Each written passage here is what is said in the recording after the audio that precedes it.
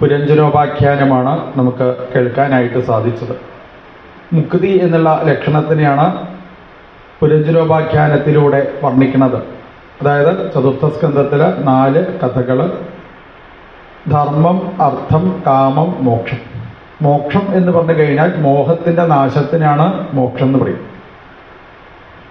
മോഹമൊക്കെ ഇല്ലാതായിട്ട് തീരുക, തെറ്റിദ്ധാരണകളൊക്കെ ഇല്ലാതായിട്ട് തീർന്നു കഴിഞ്ഞാൽ അവർ മോക്ഷത്തിലേക്ക് എത്തിച്ചേരുന്നു. അപ്പം മുക്തിയെ പറ്റിയിട്ടാണ് പറഞ്ഞത്. എങ്ങനെയാണ് മുക്താവസ്ഥയിൽ എത്തിച്ചേരുക? മുക്തിർഹിത്വ അന്യഥാരൂപം സ്വരൂപേണ വ്യവസ്ഥിതി എന്ന് പറയും.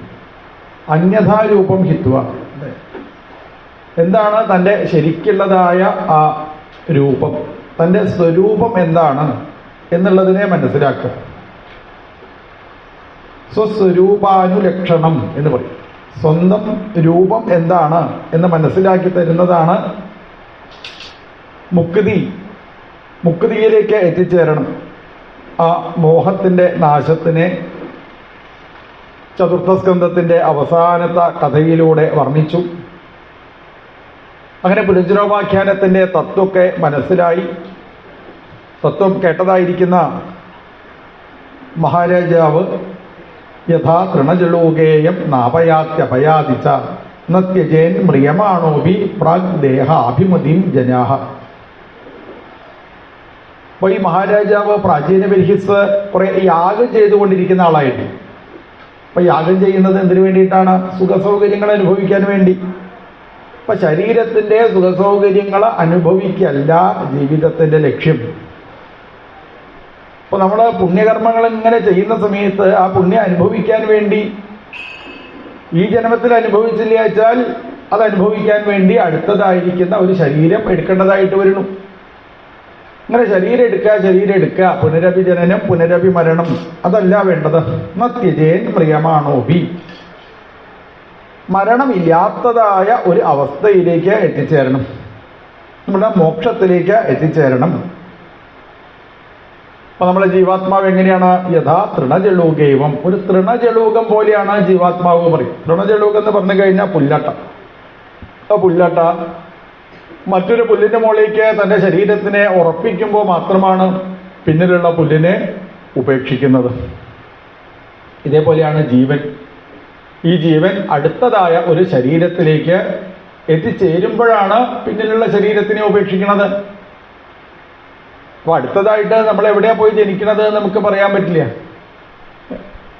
ഇവിടുന്ന് മരിച്ച ഒരാൾ അടുത്തതായിട്ട് ചിലപ്പോൾ നമ്മളെ വീടിൻ്റെ ആ മതിലിൻ്റെ അപ്പുറത്ത വീട്ടിലുള്ള കണ്ടായപ്പോഴും കല്ലെടുത്തെറിയണ ഒരു ശത്രുവിൻ്റെ മകൻ്റെ മകനായിട്ടാണ് ജനിച്ചത് വെച്ചാലോ, ഇന്നലെ വരെ നമ്മൾ ആ അച്ഛനെ എത്ര സ്നേഹത്തോട് കൂടിയിട്ടാണ് നോക്കിയത് അറിയില്ല. അച്ഛൻ മരിക്കണ സമയത്ത് എത്രയാ കരഞ്ഞത് അറിയില്ല. പക്ഷേ പിറ്റേ ദിവസവും ശത്രുവിൻ്റെ മകൻ്റെ മകനെയായിട്ടാണ് കാണുന്നത്. നമ്മൾ അറിയണില്ല.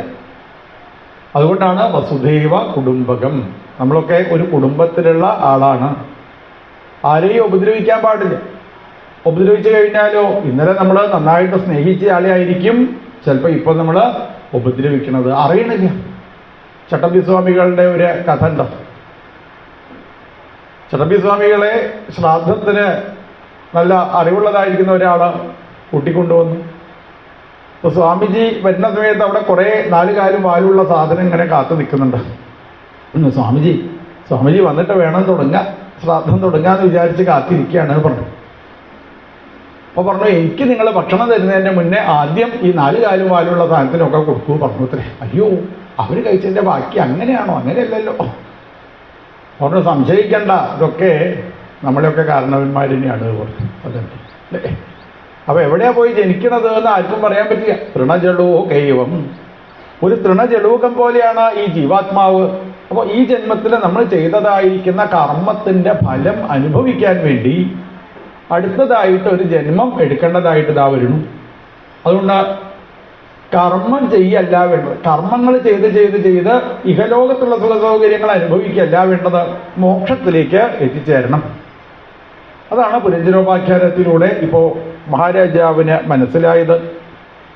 മന ഏവ മനുഷ്യേന്ദ്ര ഭൂതാനാം ഭവഭാവനം. മനസ്സാണ് സുഖത്തിനും ദുഃഖത്തിനും ഒക്കെ കാരണമായിട്ട്, ഞാനാണ് ഇതൊക്കെ ചെയ്യുന്നത് എന്നുള്ള ആ ബോധത്തിൽ നിന്ന് ഭഗവാൻ എന്നെ കൊണ്ട് ചെയ്യിക്കുന്നു എന്നുള്ള ഭാവത്തിലേക്ക് എത്തിച്ചേരാനായിട്ട് സാധിക്കണം. അതിന് മനസ്സിനെ നന്നായിട്ട് നിയന്ത്രിക്കണം. തത്ര ഏകാഗ്രമനാവീരോ ഗോവിന്ദചരണാംബുജം. മനസ്സിനെ ഏകാഗ്രമാക്കി മാറ്റണം. ഏകാഗ്രം എന്ന് പറഞ്ഞാൽ എന്താ അർത്ഥം? അല്ലേ, ഒരു സ്ഥലത്തേക്ക് മാത്രം മനസ്സിനെ അങ്ങനെ കൊണ്ടെത്തിക്കുക. മനസ്സിനെ കൊണ്ട് എന്തും നമുക്ക് നിയന്ത്രിക്കാനായിട്ട് സാധിക്കും. അതാണ് ഒരു യോഗിയുടെ ആത്മചരിത്രം എന്ന് പറഞ്ഞ പുസ്തകമൊക്കെ ചിലപ്പോൾ ആളുകൾ വായിച്ചിട്ടുണ്ടായിരിക്കും. അതിലൊരു പെൻഡുലം സ്വാമിയുണ്ട്. അദ്ദേഹം മനസ്സിനെ നിയന്ത്രിച്ച് ആ പെൻഡുലത്തിനെ നിയന്ത്രിക്കണം. പെൻഡുലം അനങ്ങണതായിരിക്കുന്ന പെൻഡുലത്തിനെ അനക്കാതെയാക്കാൻ അദ്ദേഹത്തിൻ്റെ മനസ്സിന് ഇതാ സാധിക്കുന്നുണ്ട്. നമ്മളും അതിനനുസരിച്ച് അങ്ങനെ പ്രവർത്തിച്ച് ഉപാസിച്ച് നമ്മുടെ ഉപാസന നേരെയാവുമ്പോൾ നമുക്ക് എന്തിനേയും നിയന്ത്രിക്കാനായിട്ട് ഇതാ സാധിക്കും. എന്തിനേയും നമ്മളെ മനസ്സുകൊണ്ട് നമുക്കിതാ നിയന്ത്രിക്കാനായിട്ട് ഇതാ സാധിക്കും. മനസ്സിൻ്റെ ആ പ്രാധാന്യം എത്രയാണെന്നുള്ളത് നമ്മൾ അറിയണില്ല.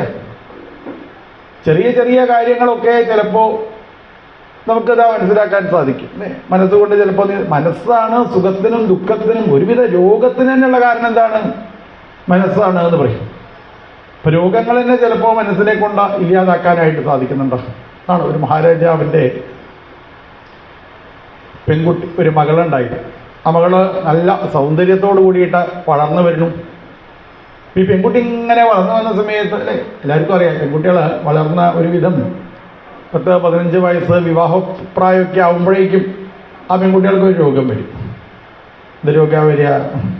സാധാരണയ്ക്ക് ഈ മുഖത്തൊക്കെ ഓരോ കുരുവൊക്കെ വരും, കാണാറില്ല. മുഖക്കുരു വരും. ഈ പെൺകുട്ടിക്ക് മുഖക്കുരു വന്നു അത്രേ. അപ്പം മുഖക്കുരു വന്നാൽ സാധാരണ ഈ പെൺകുട്ടികൾ എന്താ ചെയ്യുക? ഇവിടെ കുറേ ആൾക്കാരുണ്ടല്ലോ മുഖക്കുരു വന്നിട്ടുമുണ്ട്. മുഖക്കുരു വന്നാൽ നമ്മൾ എന്താ ചെയ്യുക സാധാരണ? അത് വേഗം അങ്ങോട്ട് പൊട്ടിക്കുക. അപ്പോൾ പൊട്ടിച്ചു കഴിഞ്ഞാൽ അപ്പം തന്നെ അടുത്തതായിട്ട് ഒരു സ്ഥലത്തൂടി മുഖക്കുരു വരും.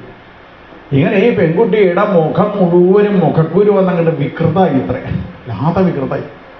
മഹാരാജാവിന് വല്ലാത്ത വിഷമമായി. ഇങ്ങനെ വികൃത മുഖായ എൻ്റെ ആ മകളെ, ഇത്രയും സൗന്ദര്യമുള്ളതായിരിക്കുന്ന ആ മകളെ ഏതെങ്കിലും ഒരു നല്ല രാജകുമാരൻ വന്ന് കല്യാണം കഴിക്കുമോ, ആരെങ്കിലും വിവാഹം കഴിക്കുമോ? അല്ലേ, അപ്പം നല്ല ബുദ്ധിയുള്ളതായിരിക്കുന്ന ഒരാൾക്ക് തൻ്റെ ആ മകളെ വിവാഹം കഴിച്ചു കൊടുക്കണമെന്ന് ആഗ്രഹമുണ്ട്. അങ്ങനെ മഹാരാജാവ് തൻ്റെ മകളുടെ രോഗം മാറാൻ വേണ്ടി പല ആൾക്കാരെയും വിളിച്ചു വരുത്തി. എന്തായിട്ട് രോഗം മാറുന്നില്ല. അവസാനം പറഞ്ഞു, എൻ്റെ രാജ്യത്തിൻ്റെ പകുതി ഞാൻ മകളുടെ രോഗം മാറ്റിയ ആൾക്ക് തരാ പറഞ്ഞു. അങ്ങനെ പലരും വന്നു. അവസാനം ഒരു യുവ രാജാവ് എത്തിച്ചേർന്നു അത്രേ. ഒരു ആൾ വന്നു, നല്ല സൗന്ദര്യമുള്ളതായിരിക്കുന്ന ഒരാൾ വന്ന്, അയാൾ നല്ല ഡോക്ടറാണ്. ആ ഡോക്ടർ അവിടെ ഇരുന്ന് ഈ പെൺകുട്ടിയെ കണ്ടു, പെൺകുട്ടിയോടൊക്കെ സംസാരിച്ചു. അങ്ങനെ പെൺകുട്ടിയോട് പറഞ്ഞു, നിനക്ക് ഇപ്പോൾ ഒരു രോഗം ഉണ്ടെന്ന് എനിക്ക് നന്നായിട്ട് അറിയാം. അല്ലേ, എന്ത് രോഗ? മുഖത്ത് വല്ലാത്തതായിരിക്കുന്ന വികൃതമായിരിക്കുന്ന ഭാവം. സത്യം പറഞ്ഞാൽ ഇതല്ല നിൻ്റെ രോഗം, ഇതല്ല നിൻ്റെ രോഗം, ഇത് മറ്റൊരു രോഗത്തിൻ്റെ ലക്ഷണമാണ് പറഞ്ഞു. അപ്പം ആ കുട്ടിക്ക് അത്ഭുതമായി. ഇനി ഏത് രോഗമാണ് എനിക്ക് വലിയതായിട്ട് വരാനുള്ളത്? പറയൂ, സാവധാനത്തിൽ പറയും, അങ്ങനെ തിരക്കൂട്ടിയാലോ. നിനക്ക് ഇതിലും വലിയതായിരിക്കുന്ന ഒരു രോഗം വരുന്നുണ്ട്, ആ രോഗത്തിലൊരു ലക്ഷണമാണ് ഇപ്പോൾ കാണിച്ചത് പറഞ്ഞു. അപ്പോൾ ഏത് രോഗമാണ് ചോദിച്ചു. ഏത് രോഗമാണ് ചോദിച്ചാൽ ഇങ്ങനെയൊരു കറുപ്പ് പാടൊക്കെ മുഖത്ത് വല്ലാതെ വന്ന് കുറച്ച് കാലം കഴിയുമ്പോഴേക്കും നിനക്ക് പിന്നിലൊരു വാല് വരും എന്ന് പറഞ്ഞു. പിന്നിലൊരു വാല് വരും എന്ന് പറഞ്ഞതോടുകൂടി പിന്നെ രാവിലെ നേരത്തെ എഴുന്നേറ്റ് കണ്ണാടിയിൽ പോയി നോക്കണേൻ്റെ മുന്നേ എഴുന്നേറ്റ് അപ്പം തന്നെ ആ പെൺകുട്ടി എന്താ ചെയ്യുക? വേഗം പിന്നിലേക്ക് കൈ കൊണ്ട് വയ്ക്കില്ലേ, പിന്നിലിങ്ങനെ കൈ പിന്നിലേക്ക് വെച്ച് കുറച്ച് കഴിഞ്ഞപ്പോൾ ഈ മുഖക്കുരുവിനെ തന്നെ മറന്നു അത്രേ. മുഖക്കുരുവിനെ മറന്ന് ആ അസുഖമൊക്കെ അതാ മാറി. ഈ മനസ്സാണ് ഒരുവിധം ദുഃഖത്തിനൊക്കെ കാരണമായിട്ട് ഇതാ മാറുന്നത്. മനസ്സിനെ നന്നായിട്ട് നിയന്ത്രിക്കാനായിട്ട് സാധിച്ചു കഴിഞ്ഞാൽ എന്തിനേയും നമുക്ക് വശത്താക്കാനായിട്ട് ഇതാ സാധിക്കും. ഏകാഗ്രമന എന്ത് വേണം? നല്ല ഏകാഗ്രത ഉണ്ടായിരിക്കണം. അപ്പോൾ മനസ്സിനെ കണ്ണിലൂടെ ഭഗവാനിലേക്ക് ബന്ധപ്പെടുത്തുക, മനസ്സിനെ കാതിലൂടെ ഭഗവാനിലേക്ക് ബന്ധപ്പെടുത്തുക, മനസ്സിനെ നാവിലൂടെ ഭഗവാനിലേക്ക് ബന്ധപ്പെടുത്തുക. അതാണ് നമ്മൾ ക്ഷേത്രത്തിലേക്ക് വരുന്ന സമയത്ത് അവിടെ ഒരു വലിയ ഫോട്ടോ പുറത്തന്നെ വെച്ചിട്ടുണ്ട്. അതിൻ്റെ ഫോട്ടോ പാർത്ഥസാരഥിയുടെ ഫോട്ടോ. ആഹു ശരീരം മന ഇന്ദ്രിയാണി, ആഹു ശരീരം. അങ്ങനെ പാർത്ഥസാരഥിയായിരിക്കുന്ന സാക്ഷാൽ ഭഗവാൻ ആ 5 കുതിരകളെ ഇപ്പോൾ കടിഞ്ഞാണ് കൊണ്ട് ബന്ധിപ്പിച്ചിട്ടുണ്ട്. ഇങ്ങനെ പരമേവ ലക്ഷ്യം. ഏതാണ് ലക്ഷ്യം? എന്താണ് തൻ്റെ മനസ്സിൻ്റെ ലക്ഷ്യം? പരം. പരം എന്ന് എവിടെയൊക്കെ കാണുന്നുണ്ടോ അവിടെയൊക്കെ പരമാത്മാവ് എന്ന് നമ്മൾ അർത്ഥം എടുക്കണമെന്ന് പറയും. അങ്ങനെ പരമാത്മാവിലേക്ക് എത്തിച്ചേരണമെന്നുണ്ടെങ്കിൽ മനസ്സിനെ നന്നായിട്ട് നിയന്ത്രിക്കാനായിട്ട് സാധിച്ചാൽ മതി. അപ്പോൾ മനസ്സിനെ നിയന്ത്രിക്കാൻ പുറപ്പെടുമ്പോഴാണ് വിമുക്ത സംഘം. എല്ലാ സംഘത്തിൽ നിന്നും നമുക്ക് വേർപിട്ട് ഇരിക്കാനായിട്ട് സാധിക്കാം. അടുത്ത് എന്തുണ്ടായി കഴിഞ്ഞാലും മനസ്സ് ഭഗവാനിലാണെന്നുണ്ടെങ്കിൽ അടുത്തുള്ളവരുടെ സുഖത്തിനെയോ ദുഃഖത്തിനെയോ ഒരിക്കലും തന്നെ ബാധിക്കാതിരിക്കും. ഇതേപോലെ നമ്മൾ വീട്ടിലിരിക്കുന്ന സമയത്ത് നമുക്ക് ശാന്തി ഉണ്ടാവണം, സമാധാനം ഉണ്ടാവണം എന്നുണ്ടെങ്കിൽ കുട്ടി അനുഭവിക്കുന്നതായ രോഗത്തിൻ്റെ കാരണക്കാരൻ ഒരിക്കലും ഞാനല്ല, ആ കുട്ടി ജീവിതത്തിൽ ചെയ്തതായിരിക്കുന്ന പാപകർമ്മങ്ങളാണ്. ഭാര്യയ്ക്ക് എന്തെങ്കിലും പ്രയാസങ്ങളോ പ്രശ്നങ്ങളോ വരുന്നുണ്ട് വെച്ചാൽ അതിൻ്റെ കാരണക്കാരൻ ഞാനല്ല, എൻ്റെ ഭാര്യ ആയതുകൊണ്ടല്ല, എൻ്റെ ഭാര്യ ആയതുകൊണ്ടല്ല. പിന്നെയോ ആ ഭാര്യ ചെയ്തതായിരിക്കുന്ന ഏതെങ്കിലും പാപകർമ്മങ്ങൾ അതിങ്ങനെ അനുഭവിക്കണു. ഇതിപ്പം ഞാനിവിടെ ഇരുന്ന് കണ്ടിട്ട് എന്താ കാര്യം? വിമുക്ത സംഘ, എല്ലാ സംഘത്തിൽ നിന്നും മാറി നിന്നുകൊണ്ട് ചിന്തിക്കാനായിട്ട് സാധിക്കുമ്പോഴാണ് നമുക്ക് ആനന്ദം ഉണ്ടാവുന്നത്. അപ്പോഴാണ് നമുക്ക് ശാന്തി ഉണ്ടാവുന്നത്, സമാധാനം ഉണ്ടാവുന്നത്. അല്ലാതെ ഇതിനൊക്കെയുള്ള കാരണക്കാരൻ ഞാനാണ് ഞാനാണ് ഞാനാണ് എന്ന് വിചാരിച്ചാൽ ഒരിക്കലും നമുക്ക് എന്തുണ്ടാവില്ല, ശാന്തി ഉണ്ടാവില്ല. അതുകൊണ്ട് വിമുക്ത സംഘ, എല്ലാ സംഘത്തിൽ നിന്നും വിമുക്തനായിട്ട് തീരൂ. വിമുക്തനാവുന്ന സമയത്താണ് ആനന്ദം ഉണ്ടാവുക. ഇങ്ങനെ ഏതൻ മുകുന്ദ യശസ ഭുവനം പുനാനം, ഈ ഭുവനത്തിന്, ഈ ഭൂമിയെ ശുദ്ധീകരിക്കുന്ന ദേവർഷിവര്യം. ദേവർഷി എന്ന് പറഞ്ഞാൽ നാരദ മഹർഷി. നാരദ മഹർഷിയുടെ നാവിലൂടെ വന്നതായിരിക്കുന്ന ആ വാക്കുകളെ നന്നായിട്ട് മനസ്സിലാക്കിയ പ്രാചീന ബിർഹിസ് എന്നു പേരായിരിക്കുന്ന രാജാവ് നാസ്മിൻ ഭവേ ഭ്രമതി, ഇനി ഞാൻ ഈ ലോകത്ത് ഇങ്ങനെ ജനിക്കുക മരിക്കുക എന്നുള്ളതായ കാര്യത്തിനുള്ള കർമ്മങ്ങളുടെ പിന്നാലെ ഞാനിതാ പോവില്ല. ഓരോരോ കർമ്മങ്ങൾ ചെയ്തു കഴിഞ്ഞാൽ ആ കർമ്മത്തിൻ്റെ അവസാനത്തിൽ ദുഃഖമാണിതാ ഉണ്ടാവുക. ഏതൊരു പൂജ ചെയ്താലും ഏതൊരു ഹോമം ചെയ്താലും അത് അനുഭവിക്കുന്ന സുഖം എത്രത്തോളം നേരെ സുഖമുള്ളൂ. താനിവിടുന്ന് ഈ സുഖം അനുഭവിക്കാൻ വേണ്ടിയിട്ട് പോകുന്ന സ്വർലോകം, സ്വർലോകം എന്ന് പറഞ്ഞിട്ട് ഒരു ലോകം ഉണ്ടായിരിക്കാം, അല്ലെങ്കിൽ നമ്മൾ സുഖം അനുഭവിക്കുന്നതായിരിക്കുന്ന ആ സമയം അത് ATM കാർഡ് തരും. ആ കാർഡിൽ എത്രത്തോളം സുഖമുള്ളൂ വെച്ചാൽ, ഇല്ലേ, സുഖം അനുഭവിക്കാനുള്ള കാര്യമുള്ളൂ വെച്ചാൽ അത് കഴിയുന്നതോടുകൂടി ക്ഷീണേ പുണ്യേ മർത്യലോകം വിശന്തി. ക്ഷീണേ പുണ്യേ, ആ പുണ്യം ക്ഷീണമായി കഴിഞ്ഞാൽ, പുണ്യം കഴിഞ്ഞാൽ പിന്നെ മർത്യലോകം, പിന്നെയും ദുഃഖം അനുഭവിക്കുന്നതായ ഈ മനുഷ്യലോകത്തിലേക്ക് എത്തിച്ചേരും. പുണ്യം കഴിഞ്ഞിട്ട് വെച്ചാൽ സുഖം ഉണ്ടാവില്ല. അല്ലേ? എങ്ങനെ? ഒരു വിത്ത് നട്ടു, അത് വളർന്നു വരുന്നു, അതിന് വെള്ളം കൊടുക്കണു, വളം കൊടുക്കണു, സന്തോഷമായി. കുറച്ച് കഴിഞ്ഞപ്പോൾ മുട്ട വിടർന്നു, പൂവായി, എന്തൊന്നുമില്ലാത്ത സന്തോഷമായി. ആ പൂവങ്ങനെ, അത് നല്ല സുഗന്ധം ഇങ്ങനെ വരണ്ട. എത്ര കാലം ഉണ്ടായിരിക്കും സുഗന്ധം? ഇല്ലേ, കുറച്ച് കാലമേ ഉള്ളൂ. കുറച്ച് കഴിഞ്ഞാൽ ആ പൂവ് നമ്മൾ നോക്കി നിൽക്കുന്ന സമയത്ത് തന്നെ വാടി താഴത്തേക്ക് ഇതാ വീഴും. അപ്പം എന്തുണ്ടായി? ആദ്യത്തെ ആ സുഖം കുറച്ച് കഴിഞ്ഞ സമയത്ത് ഇല്ലാതായിട്ട് ഇതാ തീർന്നു. ക്ഷീണേ പുണ്യേ മർത്യലോകം. ഇതേപോലെയാണ് ഈ ലോകത്തുള്ള എല്ലാ കാര്യങ്ങളും. നമ്മൾ ഈ ലോകത്ത് സുഖം അനുഭവിക്കുന്നുണ്ട് വെച്ചാൽ അതിന് നമ്മൾ ചെയ്തതായിരിക്കുന്ന പുണ്യമാണ് കാരണം. ആ പുണ്യം ക്ഷയിക്കാതിരിക്കാൻ നമ്മൾ ശ്രമിക്കുക. പുണ്യം ക്ഷയിക്കാതിരിക്കാൻ പിന്നെയും പുണ്യത്തിനെ കൂട്ടിക്കൊണ്ടുവരിക തന്നെയാണ് ഇതാ വേണ്ടത്. മുക്ത സമസ്ത ബന്ധ, എല്ലാ ബന്ധങ്ങളിൽ നിന്നും മുക്തനായിക്കൊണ്ട് മഹാരാജാവ് ഭഗവാൻ ഉപാസിച്ച് ഭഗവാന്റെ അടുത്തേക്ക് യാത്രയായി. അങ്ങനെ പ്രാചീന വിരീസിന്റെ കുട്ടികളാണ് പ്രചേതസ്സുകൾ. അവര് രുദ്രഗീതേന സാക്ഷാൽ മഹാദേവൻ പറഞ്ഞു തന്നതായിരിക്കുന്ന ആ രുദ്രഗീതവും ജപിച്ച് ഇപ്പോ സരസ്സില് വെള്ളത്തിലങ്ങനെ ഭഗവാനെ ഉപാസിച്ചുകൊണ്ടിരിക്കുന്നു. ജപയജ്ഞേന തപസാ. നമ്മൾ നേരത്തെ പറഞ്ഞു ഭഗവാന്റെ അടുത്തേക്ക് എത്തിച്ചേരാൻ പല മാർഗങ്ങളുണ്ട്. അതിലൊരു മാർഗമാണ് ജപയജ്ഞം, ജപിക്കൻ. മന്ത്രങ്ങൾ അങ്ങനെ ജപിച്ച് ജപിച്ച് ജപിച്ച് അല്ലേ, വീട്ടിലിരുന്ന മന്ത്രം ജപിക്കുമ്പോഴാണ് നമുക്ക് ശാന്തി ഉണ്ടാവുക, നമുക്ക് സന്തോഷം ഉണ്ടാവാൻ, ശാന്തി ഉണ്ടാവാൻ. മറ്റുള്ളവരൊക്കെ മറക്കുക. പൂജാമുറിയിൽ അങ്ങനെ പോയിരിക്കുമ്പോൾ ഭഗവാനെ തന്നെ കണ്ട അല്ലേ, ഭഗവാനെ തന്നെ കണ്ടുകൊണ്ടിരിക്കുമ്പോഴാണ് നമുക്ക് ശാന്തി ഉണ്ടാവുന്നത്. അപ്പൊ ശാന്തി ഉണ്ടാവുന്ന സമയത്ത് എന്തെന്നില്ലാത്ത സന്തോഷം ഉണ്ടാവുന്നു. അപ്പൊ സന്തോഷം ഉണ്ടാവില്ല വെച്ചാൽ എന്താ കാരണം? ശാന്തി ഇല്ല.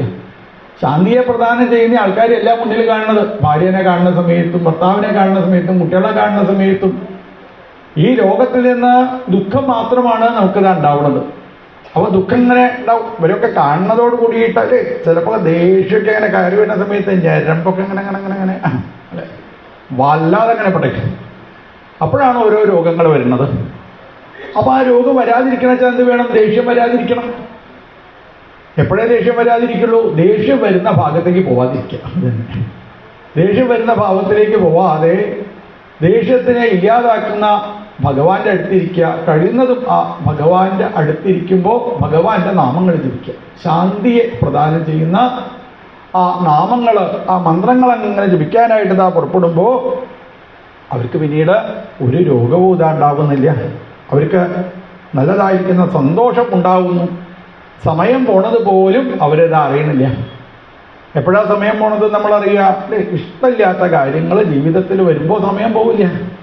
അപ്പൊ നമ്മളെ വീട്ടിലെ അസുഖമുള്ള ഒരാളുണ്ട് വിചാരിക്കുക, സമയം പോവുകയില്ല അല്ലേ, നല്ല സന്തോഷം, എപ്പോഴും സന്തോഷമാണ് ജീവിതത്തിൽ വെച്ചാൽ അയ്യോ സമയം ഉച്ചയായത് അറിഞ്ഞില്ല, വൈകുന്നേരമായത് ഞാൻ അറിഞ്ഞില്ല കേട്ടോ പറയും. അപ്പോൾ ശാന്തിയെ പ്രദാനം ചെയ്യുന്ന ആൾക്കാർ അടുത്തുണ്ടാവണം. ശാന്തിയെ പ്രദാനം ചെയ്യുന്ന ആൾക്കാർ നമ്മളെ കൂട്ടത്തിൽ എങ്ങനെ ഉണ്ടെങ്കിൽ നമുക്ക് എന്തെന്നില്ലാത്ത സന്തോഷമാണ്.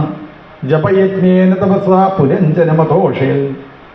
അങ്ങനെ ആ ജപയജ്ഞം നടത്തിയതായ കുട്ടികളുടെ മുന്നിലേക്ക് ദശവർഷ സഹസ്രാന്തേ, അനവധി കാലം കഴിഞ്ഞപ്പോഴാണ് ഭഗവാനത എത്തിച്ചേർന്നത്.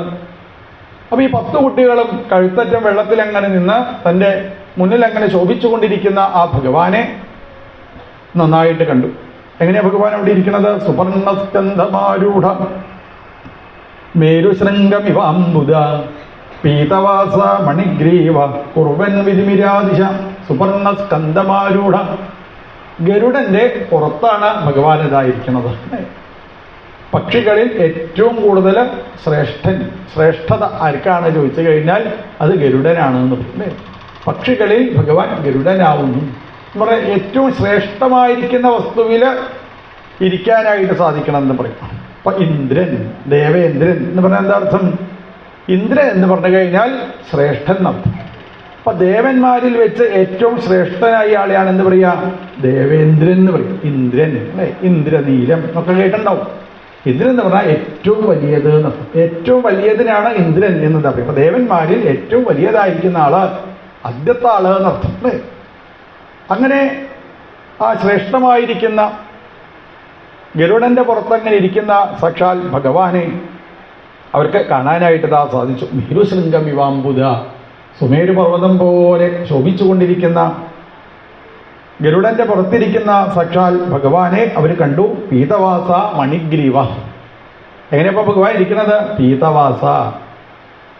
അപ്പൊ ഭഗവാൻ ആ പീതാംബരപ്പെട്ടൊക്കെ ഇതാ ഉടുത്തിട്ടുണ്ട്. മണിഗ്രീവ, കഴുത്തിലാണെങ്കിൽ കൗസ്തുഭരത്നം അണിഞ്ഞിട്ടുണ്ട്. കുറുവൻ വിധിമിരാദിശ. ഗരുഡന്റെ പുറത്തിരിക്കുന്ന ഭഗവാനെ കുട്ടികൾ നന്നായിട്ട് കണ്ടു. ആ ഭഗവാന്റെ ചിത്രമാണ് പിന്നീട് 2 ശ്ലോകങ്ങളിൽ വർണ്ണിക്കുന്നത്. കാശിഷ്ണുന കനകവർണ്ണ വിഭൂഷണേന ഭ്രാജൽ കപോലവദന വിലസൽ കിരീടം അഷ്ടായുധൈരനുചരേർമുനിഭിः സുരേന്ദ്രൈരാസേവിതോ ഗരുഡ കിന്നരഗീത കീർത്തി കാശിഷ്ണുന. കാശാവിൻ്റെ നിറമാണ് ഭഗവാന്, കായാമ്പൂവിൻ്റെ നിറമാണ് ഇതാ ഭഗവാന്. എള്ളിൻ്റെ പൂക്കള ഒന്നിച്ച് പർവ്വതത്തിലങ്ങനെ വിരിഞ്ഞു വരുമ്പോൾ ആ പർവ്വതം കാണാതെ ഈ പൂക്കൾ മാത്രമേ കാണൂ. പൂവ് മാത്രം. ഒരു പർവ്വതം മുഴുവനും അങ്ങനെ പൂത്തു നിൽക്കുന്നത് ദൂരത്തുനിന്ന് കാണുമ്പോൾ എന്തൊരു ശോഭയാണ്. അത്ര ശോഭയോടുകൂടി കാശിഷ്ണുന കനകവർണ്ണ വിഭൂഷണേന, സ്വർണ്ണ ആഭരണങ്ങൾ ധാരാളം കഴുത്തിൽ അണിഞ്ഞ് കപോലവദന. അപ്പോഴേക്കും കുട്ടികൾ ഭഗവാന്റെ ഈ കപോലത്തിലേക്ക് നോക്കി, കവിളിലേക്ക് നോക്കിയതേ. ഭഗവാന്റെ കവിള് എന്ന് പറഞ്ഞാലോ നമ്മളെ കവിള് പോലെയല്ല, ഭഗവാന്റെ കവിളിലെ വ്യത്യാസമുണ്ട് അല്ലേ. ഭഗവാന്റെ കവിള് എന്ന് പറഞ്ഞാൽ സാധാരണയ്ക്ക് ഈ അമ്മമാര് കുട്ടികളുണ്ടായി കഴിഞ്ഞാൽ ആ കുട്ടികളെ നന്നായിട്ട് അലങ്കരിക്കും അല്ലേ. കുട്ടികളുടെ കയ്യ് നല്ല സൗന്ദര്യം ഉണ്ടാവണേ, കാല് സൗന്ദര്യം ഉണ്ടാവണേ അല്ലേ. കാലൊക്കെ നന്നായിട്ട് ഇങ്ങനെ ഒഴിഞ്ഞ് ചെറിയ കുട്ടിയായിരിക്കുന്ന സമയത്ത് അല്ലേ കുട്ടികളുടെ മൂക്കൊക്കെ നന്നായിട്ട് നല്ല മൂക്കാവണേ അല്ലേ. മൂക്ക് ഇങ്ങനെ നന്നായിട്ട് ഒഴിഞ്ഞ് അതുപോലെ കണ്ണൊക്കെ നേരെ നന്നാക്കി പിരികൊക്കെ നേരെയാക്കിക്കൊണ്ട് അമ്മമാര് കുട്ടികളുടെ ആ സൗന്ദര്യം കൂട്ടാൻ വേണ്ടിയിട്ട് നന്നായിട്ട് ശ്രദ്ധിക്കും. യശോദാദേവി ശ്രീകൃഷ്ണ ഭഗവാൻ ഉണ്ണിയായിട്ട് വന്നപ്പോൾ ഭഗവാന്റെ കപോലം നല്ല കവിളാവണേ എന്ന് വിചാരിച്ച് കവിളുടെ സൗന്ദര്യം ഒന്നും എന്താന്ന് ഞാൻ പറഞ്ഞു തരുന്നില്ല, അപ്പോൾ പറഞ്ഞ പ്രയാസം. അങ്ങനെ ആ കവിള് തുടച്ചു മിന്നിച്ചു കവിൾത്തടത്തിൽ തുടച്ച് മിന്നിച്ച് കവിൾത്തടം, അത്ര മനോഹരമായിരിക്കുന്ന ആ കവിൾത്തടത്തിനെ ഈ കുട്ടികളിപ്പോ നന്നായിട്ടതാ കണ്ടു. കപോലവദന വിലസൽ കിരീട, കിരീടമൊക്കെ അണിഞ്ഞിട്ടുണ്ട് ഭഗവാൻ. ആരാ കിരീടം ധരിക്കുക? രാജാവാ കിരീടം ധരിക്കുക. അത്ര കേവനായിട്ടുള്ള സാക്ഷാൽ ഭഗവാൻ കിരീടമൊക്കെ അണിഞ്ഞുകൊണ്ട് അഷ്ടായുധൈരനുചരേറും മുനിഭി സുരേന്ദ്രേരാസേവിതോ ഗരുഡ കിന്നര ഗീത കീർത്തി അഷ്ടായുധൈ. ഭഗവാൻ 8 തരത്തിലുള്ള ആയുധങ്ങളൊക്കെ ധരിച്ചിട്ടുണ്ട്. ഗരുഡന്മാര്, കിന്നരന്മാര്, അപ്സരസുകളൊക്കെ 4 ഭാഗത്തും നിന്ന് ഭഗവാൻ എങ്ങനെ സ്തുതിക്കുന്നുണ്ട്. അപ്പൊ അവരൊന്നും കൂടി ഭഗവാനെ നോക്കി. ഈ ചില ഭക്തന്മാരങ്ങനെ ഭഗവാൻ മുന്നിൽ വന്നു കഴിഞ്ഞാൽ പെട്ടെന്ന് അങ്ങോട്ട് മാറില്ല. പെട്ടെന്ന് മാറുന്ന ആൾക്കാരാരാ? പറയാതിരിക്കുക ഇത് നമ്മൾ വേഗം വേറെ ഓരോന്ന് ആലോചിച്ചിട്ട് അമ്പലത്തേക്ക് ഓടി വരണ്ടേ അല്ലേ. അവിടെ പോയിട്ട് എന്തൊക്കെ കാര്യങ്ങളുണ്ട് ഭഗവാന് സമയത്തായിട്ടാട്ടോ. അപ്പൊ ചില ഭക്തന്മാര് എത്രയായാലും ഭഗവാന്റെ അടുത്തുനിന്ന് അങ്ങനെ മാറില്ല. അവര് നേത്രൈ ശ്രോത്രൈശ്ചവീത്വ, കണ്ണുകൊണ്ട് ഭഗവാനെ കുടിക്കും, കാതുകൊണ്ടും കുടിക്കും അത്രേ. കണ്ണുകൊണ്ട് ഭഗവാനെ നന്നായിട്ട് കണ്ട് ഇപ്പൊ ഈ കണ്ണുകൊണ്ട് അവര് നന്നായിട്ട് ഭഗവാനെ കണ്ടു. പീനായതാഷ്ടഭുജമണ്ഡല മധ്യലക്ഷ്മിയ, ഭഗവാന്റെ കൈകള് എങ്ങനെയുള്ള കൈകളാണ്? പീനങ്ങളായ നല്ല തടിച്ചുരുണ്ട മരതകമണി സ്തംഭം പോലെ ശോഭിക്കുന്നതായ 8 കൈകളെ അവർക്ക് കാണാനായിട്ട് സാധിച്ചു. പീനായതാഷ്ടഭുജമണ്ഡല മധ്യലക്ഷ്മിയ, അഷ്ടഭുജം 8 കൈകളുണ്ട് ഭഗവാനിപ്പോൾ. ഇപ്പൊ ശ്രീകൃഷ്ണ ഭഗവാനെ ഇടയ്ക്ക് നമുക്ക് ഭാഗവതത്തില് 2 കൈയായിട്ട്, ചിലപ്പോ 4 കൈയായിട്ട്, മഹാവിഷ്ണുവായിട്ട് വരുന്ന സമയത്ത് ചിലപ്പോ 8 കൈയൊക്കെ ആയിട്ടാണ് ഭഗവാൻ ഇതാ പ്രത്യക്ഷപ്പെടുന്നത്. ഇപ്പോ 8 കൈകളായിട്ടാണ് ഭഗവാൻ വന്നത്. അത് നല്ല നീളമേറിയ കൈകളാണ്, തടിച്ചുരുണ്ടതായിരിക്കുന്ന കൈകളാണ്. എപ്പോഴാണ് ഒരാളുടെ കയ്യിന് സൗന്ദര്യം ഉണ്ടാവുക അല്ലേ? നമ്മളൊക്കെ കയ്യിന് സൗന്ദര്യം ഉണ്ട്. അപ്പോൾ സൗന്ദര്യം കയ്യിന് എപ്പോഴാണ് സൗന്ദര്യം ഉണ്ടാവുക അതിനെ ഈ രാമചന്ദ്ര പ്രഭുവിന്റെ കയ്യിനെ പറ്റിയിട്ടാണ് വർണ്ണിക്കുക. ഭഗവാന്റെ കയ്യ് എത്രയാണ്? എങ്ങനെ പറയുക? ആജാനുബാഹു പറയും. ആജാനുബാഹു എന്ന് പറഞ്ഞാൽ എഴുന്നേറ്റ് നിൽക്കുമ്പോൾ തൻ്റെ കൈ കൊണ്ട് കാലിൻ്റെ ആ മുട്ട് തൊടുന്നുണ്ട് വെച്ചാൽ നമ്മളെ കയ്യിൽ എന്തുണ്ട്? സൗന്ദര്യം ഉണ്ട് പറയും. അരുപ്പം നോക്കണ്ട, വീട്ടിൽ പോയിട്ട് നോക്കിയാൽ മതി. എഴുന്നേറ്റ് അങ്ങനെ നിൽക്കുമ്പോൾ തൻ്റെ കൈ കൊണ്ട് കാല് തൊടുന്നുണ്ട് വെച്ചാൽ, കാലിൻ്റെ മുട്ട് തൊടുന്നുണ്ടെങ്കിൽ കയ്യിന് നല്ല സൗന്ദര്യം ഉണ്ട്. അതാണ് ആജാനുബാഹു പറയും.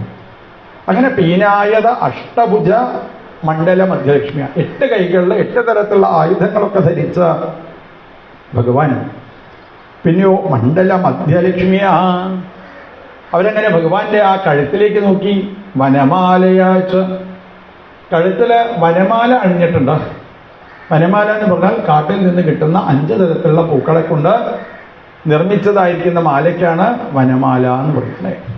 വനമാല തെച്ചി, തുളസി, താമര, മുല്ല, പിച്ചക, അങ്ങനെ 5 തരത്തിലുള്ള പൂക്കളെ കൊണ്ട് നിർമ്മിച്ചതായിരിക്കുന്ന ആ മാല ഭഗവാൻ അണിഞ്ഞിട്ടുണ്ട്. വനമാല, ആപാദചൂടം മാല, വനമാല പറയും. ഭഗവാന്റെ ശിരസ് മുതൽ പാദം വരെ നീണ്ടു കിടക്കുന്നതായ മാലയ്ക്കാണ് വനമാല എന്നിതാ പറയും. അങ്ങനെ വനമാലയൊക്കെ അണിഞ്ഞ് ആ വനമാലയുടെ മധ്യലക്ഷ്മിയാണ്. അപ്പോൾ വനമാലയിലേക്ക് മാത്രമല്ല അവർ നോക്കുന്നത്, ഭഗവാന്റെ ആ വനമാലയുടെ അടിയിലുള്ള ഭഗവാന്റെ ആ മാർവിടത്തിലേക്കും കൂടി കുട്ടികൾ നോക്കുകയാണ്. ആലോചിച്ച് നോക്കുക, എങ്ങോട്ടൊക്കെയാണ് അവർ നോക്കണത്. ഭഗവാന്റെ ആ മാർവിടത്തിലേക്ക് നോക്കുമ്പോൾ ആ മാർവിടത്തിൽ ലക്ഷ്മി ഭഗവതി ഇരിക്കുന്നുണ്ട്. അപ്പൊ ഇവര് ഭഗവാന്റെ ആ മാർവിടത്തിലുള്ള ലക്ഷ്മി ഭഗവതിയെ കണ്ടു, വനമാലയെ കണ്ടു. കുറച്ചും കൂടി ശ്രദ്ധിച്ചു അത്രേ അവരെ. സ്പർദ്ധശ്രിയ. അപ്പൊ അവിടെ ഈ ലക്ഷ്മി ഭഗവതിയും വനമാലയും തമ്മിൽ ഒരു വർത്തമാനം പറഞ്ഞ ഒരു സ്പർദ്ധ ഉണ്ട് അത്രേ. എന്താ ഈ ലക്ഷ്മി ദേവിയോട് വനമാലയ്ക്ക് ഒരു സ്പർദ്ധ ഉണ്ടാവാനുള്ള കാരണം എന്താണ്? എന്താ പറഞ്ഞുകൊണ്ടിരിക്കണത് അവര്? വനമാല പറയണു ലക്ഷ്മി ഭഗവതിയോട്, ലക്ഷ്മി നീ എന്തിനാ ഇങ്ങനെ എപ്പോഴും ഭഗവാന്റെ മാറിൽ ഒട്ടി ഒട്ടി അവിടെ അങ്ങനെ ഇരിക്കണത്? മാറിക്കവിടുന്നിട്ട് നീ അവിടെ നിന്ന് മാറി നിന്നിട്ട് വേണം എനിക്ക് ഭഗവാന്റെ മാറിനോട് ചേർന്നിരിക്കാൻ. സ്പർദ്ധശ്രിയ. ഒരു സ്പർദ്ധ പോലും അവിടെ കാണാനായിട്ട് സാധിച്ചു. പരിവൃതോ വനമാലയാദ്യ ബലിഹിഷ്മത പുരുഷാഹ സുതാൻ പ്രപന്നാൻ പർജന്യനാഥരുദയാ സകൃണാവലോക. പർജന്യനാഥം. പർജന്യം എന്ന് പറഞ്ഞു കഴിഞ്ഞാൽ ഇപ്പൊ മഴ പെയ്യും എന്നുള്ള രീതിയിൽ ഇരുണ്ടു കൂടിയതായിരിക്കുന്ന ആകാശത്ത് അല്ലെ രണ്ട് മേഘങ്ങൾ. ആ മേഘങ്ങൾ എന്ന് പറഞ്ഞു കഴിഞ്ഞാലും അതങ്ങനെ വെള്ളം കുടിച്ച് അതെ ഇനി അങ്ങോട്ട് കുടിക്കാനില്ലാത്ത ചില ആൾക്കാരുണ്ട്. ഭക്ഷണം അങ്ങോട്ട് കഴിച്ച് വയറങ്ങോട്ട് നിറഞ്ഞ്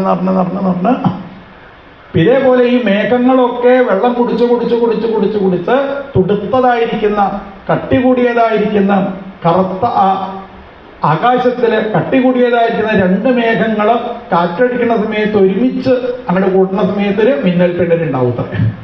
ആ മിന്നൽ പിണരിനൊരു പ്രത്യേക സൗന്ദര്യമാണ് പറയുന്നത്. കറുത്ത ആകാശത്തില് മിന്നൽ പിണര് വന്നു കഴിഞ്ഞാലോ അതാണ് കറുത്ത വാവിൽ പരിപൂർണ ചന്ദ്രൻ എന്ന് പറയും. അതുണ്ടാവുമോ? ആലോചിച്ചു. കറുത്ത വാവ് എന്ന് പറഞ്ഞാൽ എന്താ അർത്ഥം? ചന്ദ്രൻ ഉദിക്കാത്ത ദിവസത്തിനാണ് കറുത്ത വാവ് എന്ന് പറയും. ഇപ്പൊ കറുത്ത വാവും ചെന്ന് ചന്ദ്രൻ ഉദിച്ചാൽ എത്ര സൗന്ദര്യം ഉണ്ടാവും? അത്ര സൗന്ദര്യത്തോടുകൂടി പർജന്യനാഥഹൃനയ സകൃണാവലോക. സാക്ഷാൽ ഭഗവാന് ഇപ്പോ ഗരുഡന്റെ പുറത്ത് ഇങ്ങനെ കുട്ടികളെ കണ്ടതോട് കൂടിയിട്ട് കുട്ടികൾക്ക് ഇതാ സന്തോഷമായി. ഭഗവാൻ നേരെ ഗരുഡന്റെ പുറത്തുനിന്ന് താഴത്തേക്ക് ഇറങ്ങി വരം വൃണിദ്ദും ഭദ്രം വാ. കുട്ടികളെ നിങ്ങൾക്ക് ഭദ്രണ്ടാവട്ടെ മംഗളുണ്ടാവട്ടെ എന്ന് ഭഗവാൻ നന്നായിട്ട് അനുഗ്രഹിച്ചു. വരം വൃണിദ്ദും. ഞാൻ എന്തിനാണ് വന്നതെന്നാ വിചാരിച്ചത്? നിങ്ങൾക്ക് വരം തരാൻ വേണ്ടിയിട്ടാണ്. മേ നൃപനന്ദന, നിങ്ങൾ ആരാണെന്ന് എനിക്ക് നന്നായിട്ട് മനസ്സിലായി. എനിക്ക് ഏറ്റവും ഇഷ്ടപ്പെട്ടതായിരിക്കുന്ന പ്രാചീന പെരിക്കസിന്റെ കുട്ടികളല്ലേ നിങ്ങൾ അല്ലേ? അതാണ് നമ്മളൊക്കെ ക്ഷേത്രത്തിലേക്ക് മണ്ണന്തർക്കോവിൽ അമ്പലത്തിലേക്ക് അങ്ങനെ വരുമ്പോൾ നമ്മൾ ശ്രീകോവിലമില്ല അങ്ങനെ വന്ന് നിൽക്കുമ്പോൾ ശ്രീകോവിലുള്ള ഭഗവാൻ നമ്മളോട് പറയേണ്ടത് എനിക്ക് നന്നായിട്ട് അറിയാം. നന്നായിട്ട് അറിയാം കേട്ടോ. എൻ്റെ അച്ഛനെയൊക്കെ എനിക്ക് അസറായിട്ട് അറിയാം. എൻ്റെ കുടുംബത്തിലുള്ള ആൾക്കാരെയൊക്കെ എനിക്കിതാ നന്നായിട്ട് അറിയാവുന്ന ഭഗവാൻ ഇതാ പറയുന്നുണ്ട്. ജന്മാന്തരേ കൃതേ പുണ്യം. ജന്മജന്മാന്തരങ്ങളിൽ പുണ്യം ചെയ്തതായിരിക്കുന്ന ഒരു കുടുംബത്തിൽ ജനിക്കാൻ സാധിക്കുന്ന ആൾക്ക് മാത്രമേ ഈ ഭഗവാന്റെ അടുത്തേക്ക് എത്തിച്ചേരാനായിട്ട് ഇതാ സാധിക്കൂ. അതെ, ചിലപ്പോൾ നമ്മൾ ചെയ്തതായിരിക്കുന്ന പുണ്യമായിരിക്കാം, ചിലപ്പോൾ നമ്മളെ കാരണവന്മാർ ചെയ്തതായിരിക്കുന്ന പുണ്യമായിരിക്കാം, ചിലപ്പോൾ നമ്മൾ താമസിക്കുന്ന ആ ഭൂമിയിൽ എന്തെങ്കിലുമൊക്കെ പുണ്യം ഉണ്ടായിരിക്കും. ഏതെങ്കിലും ആൾക്കാരൊക്കെ വന്ന് കുറേ യാഗമൊക്കെ ചെയ്ത് ഹോമമൊക്കെ ചെയ്ത് അതല്ല പുണ്യം ഉള്ള ഒരു ഭൂമിയിൽ നമുക്ക് നിൽക്കാൻ സാധിക്കുമ്പോൾ നല്ലതായിരിക്കുന്ന ഒരു സ്ഥലത്ത് ചിലവരൊക്കെ വീടുണ്ടാക്കാൻ പുറപ്പെടുമ്പോൾ അവരാദ്യം നോക്കും. വീട് വാങ്ങാൻ വേണ്ടി നമ്മൾ സ്ഥലമൊക്കെ നോക്കാനായിട്ട് പോകുമ്പോൾ എത്ര കുറച്ച് പൈസ പറഞ്ഞാലും ചില ആൾക്കാർ ആ സ്ഥലം വാങ്ങില്ല. അവര് അവിടെ ഇങ്ങനെ പൊയ്യ വെക്കും, പിറ്റേ ദിവസം പൊയ്യ വെക്കും, അതിൻ്റെ പിറ്റേ ദിവസം പൊയ്യ വെക്കും. നല്ല സ്ഥലമാണോ, നല്ല ശാന്തിയുള്ള സ്ഥലമാണോ, അത് നല്ല സ്ഥലമാണോ, നല്ല സ്ഥലം. പണത്തിനല്ല പ്രാധാന്യം, പണം പിന്നെയും വേണിച്ചാൽ ഉണ്ടാക്കാൻ പറ്റും അല്ലേ. പക്ഷെ അവിടെ സ്ഥലം വാങ്ങി വീടുണ്ടാക്കി കഴിഞ്ഞാലോ എന്തുണ്ടാവണം? ശാന്തി ഉണ്ടാവണം. അടുത്ത അമ്പലം ഉണ്ടോ, അമ്പലത്തേക്ക് പോകാൻ പറ്റുമോ, എനിക്ക് ജീവിതത്തിലെ ശാന്തി സമാധാനമാണ് ഉണ്ടാവേണ്ടത്. അപ്പൊ ഇങ്ങനെ ഈ ശാന്തിയെയും സമാധാനത്തിനെയും നൽകുന്നതായിരിക്കുന്ന സാക്ഷാൽ ഭഗവാന്റെ അനുഗ്രഹമാണ് ഉണ്ടാവേണ്ടത്. ഭദ്രം വഹ, നിങ്ങൾക്ക് ഭദ്രം സംഭവിക്കട്ടെ. നിങ്ങളുടെ അച്ഛനെ എനിക്ക് നന്നായിട്ടത് അറിയാം, ആ അച്ഛൻ എന്നെ നന്നായിട്ട് ഉപാസിച്ച ആളാണ്. സൗഹാർദ്ദേന പൃഥഗ്ധർമാഃ തുഷ്ടോഹം സൗഹൃദേനവ. ഞാൻ നിങ്ങൾ സന്തോഷിച്ചു എന്ന് പറയാനുള്ള കാരണം എന്താ ചോദിച്ചാൽ സൗഹാർദ്ദേന, നിങ്ങളുടെ ഈ സൗഹാർദ്ദമാണ് ഞാൻ നിങ്ങളിൽ സന്തോഷിക്കാനുള്ള കാരണം. ഇപ്പോൾ ഭഗവാൻ ഒരാളിൽ സന്തോഷിക്കണം വെച്ചാൽ നമ്മൾ എന്ത് ചെയ്താൽ മതി? നല്ല സ്നേഹം ഉണ്ടാവും. പരസ്പര സ്നേഹം ഉണ്ടാവുന്നതിനനുസരിച്ചാണ്, ആ സൗഹാർദ്ദമാണ് ഒരാളിൽ ഭഗവാൻ സന്തോഷിക്കുന്നത്. അപ്പോൾ സൗഹാർദ്ദം എന്ന് പറഞ്ഞാൽ ഇങ്ങോട്ട് എങ്ങനെയെന്ന് നോക്കാതെ അങ്ങോട്ട് സ്നേഹിക്കുക മാത്രം. അങ്ങോട്ട് സ്നേഹിക്കുമ്പോൾ ഭഗവാൻ ഇതാ അംഗീകരിക്കണം. സൗഹാർദ്ദേന പൃഥഗ്ധർമാഃ, അതിനെ സ്നേഹിക്കാനായിട്ട് സാധിക്കണം എന്ന് പറയും. എന്തായാലും തിരുമേനി പറഞ്ഞത് വളരെ നന്നായി. എൻ്റെ വീടിൻ്റെ അടുത്തല്ലേ ആ പെൺകുട്ടിയെ, സ്നേഹിക്കണോ വേണ്ടോ, മൊബൈൽ നമ്പർ വാങ്ങണോ വേണ്ടോ എന്നിങ്ങനെ ആലോചിക്കുക. ഇനി എന്തായാലും ഞാൻ വാങ്ങും അല്ലേ? അങ്ങനെയുള്ള സ്നേഹമല്ല അല്ലേ? എങ്ങനെ? ധർമ്മത്തിനനുസരിച്ച് സ്നേഹിക്കാനായിട്ട് സാധിക്കണം. സൗഹാർദ്ദേന പൃഥഗ്ധർമാഃ, ധർമ്മത്തിനനുസരിച്ച് സ്നേഹിക്കുക എന്ന് പറഞ്ഞാലോ, നമ്മൾ ആരൊക്കെ സ്നേഹിക്കണം അവരെ വേണം ആദ്യം സ്നേഹിക്കുക അല്ലേ? ആദ്യം സ്നേഹിക്കേണ്ടത് മാതാ പിതാ ഗുരു ദൈവം എന്ന് പറയും. ആദ്യം തൻ്റെ അമ്മയെ സ്നേഹിക്കുക, അമ്മയ്ക്ക് വേണ്ട കാര്യങ്ങൾ ചെയ്ത് കൊടുക്കുക, അച്ഛന് വേണ്ട കാര്യങ്ങൾ ചെയ്ത് കൊടുക്കുക, തൻ്റെ ഗുരുനാഥന് വേണ്ട കാര്യങ്ങൾ ചെയ്ത് കൊടുക്കുക അല്ലേ? തൻ്റെ ആ ഈശ്വരന് വേണ്ട കാര്യങ്ങൾ ചെയ്തു കൊടുക്കാൻ വേണ്ടി ശ്രമിക്കുക. ഇത് അതൊന്നും ചെയ്യില്ല. എന്നിട്ടോ വേറെ ഏതെങ്കിലും അമ്മമാരുടെ അടുത്തൊക്കെ പോയി അഹോ എൻ്റെ ഭഗവാനല്ലേ. അതേപോലെ മറ്റൊരു സ്ഥലത്ത് പോയിട്ട് നമുക്ക് കേമനാവാൻ വലിയ പ്രയാസമൊന്നുമില്ല, ആരും അറിയൊന്നുമില്ല. ആദ്യം എവിടെ വേണം കേമത്വം? തൻ്റെ ഗൃഹത്തിൽ എല്ലാവരും ബഹുമാനിക്കുന്ന ആളായിട്ട് തീരാൻ നമ്മളതാ ശ്രമിക്കണം അല്ലേ? അവനവൻ്റെ ഗൃഹത്തിൽ നമുക്കൊരു ബഹുമാനം ഉണ്ടാവണം. എന്നും കാണുന്ന ആളുകൾക്ക് ബഹുമാനം ഉണ്ടാവണം. എന്നും കാണുന്ന ആൾക്കാർ എന്ന് പറഞ്ഞാൽ ഭാര്യ, ഭർത്താവ്, കുട്ടികൾ, ബന്ധുക്കൾ ആണ്. ചില കുട്ടികളൊക്കെയാണ് കണ്ടു കഴിഞ്ഞാൽ അവരുടെ ഓരോ പ്രവൃത്തി കണ്ടു കഴിഞ്ഞാൽ അച്ഛനെ തന്നെ തോന്നും, ഒന്ന് നമസ്കരിക്കായിരുന്നു കേട്ടോ, ഒന്ന് നമസ്കരിക്കായിരുന്നു കേട്ടോ, എത്ര നല്ല സ്വഭാവം അല്ലേ, എത്ര നല്ല സ്വഭാവമാണ്. ഇടയ്ക്ക് അച്ഛനെ ഇതാ തോന്നും, ഇടയ്ക്ക് അമ്മയ്ക്ക് തോന്നും, ഇടയ്ക്ക് കുട്ടികൾക്ക് തോന്നും, എത്ര നല്ല അച്ഛനാ ഭഗവാന്, ഇങ്ങനെ ഒരാളെ എനിക്കിതാ കിട്ടിയില്ലേ, ഇങ്ങനെ എനിക്കിതാ കിട്ടിയില്ലേ എന്ന് തോന്നുമ്പോഴാണ് ആ കുട്ടി ബഹുമാനിക്കുന്നത്. അപ്പോൾ ആദ്യം അവനവൻ്റെ വീട്ടിൽ ഒരു ബഹുമാനം ഉണ്ടാവാൻ വേണ്ടി നമ്മൾ നന്നായിട്ട് ദാശിക്കുക. നമ്മളെ പ്രവൃത്തി കൊണ്ട് മാത്രമേ നമുക്ക് ബഹുമാനം ഉണ്ടാവുള്ളൂ, വെറുതെ പറഞ്ഞതുകൊണ്ട് ബഹുമാനം ഉണ്ടാവില്ല. അപ്പം അവരവരുടെ പ്രവൃത്തിയാണ് ഒരാൾക്ക് ബഹുമാനത്തിനെ വരുത്തിതാവിക്കുന്നത്. അപ്പം അവരുടെ ആ പ്രവൃത്തി നേരെയാവുമ്പോൾ സൗഹാർദ്ദേന, സൗഹാർദ്ദം ഉണ്ടാവുമ്പോൾ, സൗഹാർദ്ദം എന്ന് പറഞ്ഞാൽ ഇങ്ങോട്ട് എങ്ങനെയെന്ന് നോക്കാതെ അങ്ങോട്ട് സ്നേഹിക്കുക മാത്രം ചെയ്യുക. ഇങ്ങോട്ട് എന്തായിക്കോട്ടെ ഒരു കുഴപ്പമില്ല, അങ്ങനെ ഇങ്ങോട്ട് സ്നേഹിക്കുക, അങ്ങക്ക് വേണ്ട കാര്യങ്ങളൊക്കെ ചെയ്തു തരിക എന്നുള്ളത് എൻ്റെ ഉത്തരവാദിത്തമാണ്. നീ എന്നോട് എന്ത് പറയുന്നു എനിക്ക് അത് ചോദിച്ചില്ല, അതെ, നീ എന്ത് പഠിച്ചാലും പറഞ്ഞോ, എനിക്ക് അങ്ങോട്ടൊന്നും ഇതാതെ എന്നോട് തിരിച്ച് പറയാനില്ല, അതൊക്കെ വേണ്ട കാര്യങ്ങൾ ഞാനിതാ ചെയ്തു തരും. യോനുസ്മരതി സന്ധ്യായാം യുഷ്മാൻ അനുദിനം നരഹ, അനുദിനം എല്ലാ ദിവസവും അതെ ഇങ്ങനെ സ്നേഹത്തോടു കൂടിയിട്ട് ഇതാ ജീവിക്കുന്നതോട് കൂടിയിട്ട് സൗഹാർദ്ദത്തോടു കൂടി ജീവിക്കുന്നത് കൊണ്ടാണ് ഞാൻ നിങ്ങളിൽ സന്തോഷിച്ചു എന്ന് പറയാനുള്ള കാരണം. തുഷ്ടോഹം നൃപനന്ദനാഹ, തുഷ്ടോഹം തുഷ്ടോഹം തുഷ്ടോഹം. അപ്പം സന്തോഷമായി സന്തോഷമായി എന്ന് മറ്റുള്ളവരുടെ അടുത്തുനിന്ന് പറയുന്നത് കേൾക്കാനായിട്ട് സാധിക്കണം. നമ്മളോട് ഇന്നവരെ ആരെങ്കിലും പറഞ്ഞിട്ടുണ്ടോ സന്തോഷമായി എന്നുള്ളത്? ഭർത്താവ് എന്നെങ്കിലും വന്ന് പറഞ്ഞിട്ടുണ്ടോ സന്തോഷമായി ഇപ്പോൾ എനിക്ക് എന്നെപ്പോലെ ഒരു സ്ത്രീനെ ഭാര്യയായിട്ട് കിട്ടിയത്, ഓ എന്തൊരു സന്തോഷം, എനിക്ക് എന്തൊരു സ്നേഹം നടക്കേണ്ടോടല്ലേ. തുഷ്ടോഹം തുഷ്ടോഹം തുഷ്ടോഹം. ഭർത്താവ് വന്ന് പറഞ്ഞിട്ടുണ്ടോ സന്തോഷമായി എന്നുള്ളത്?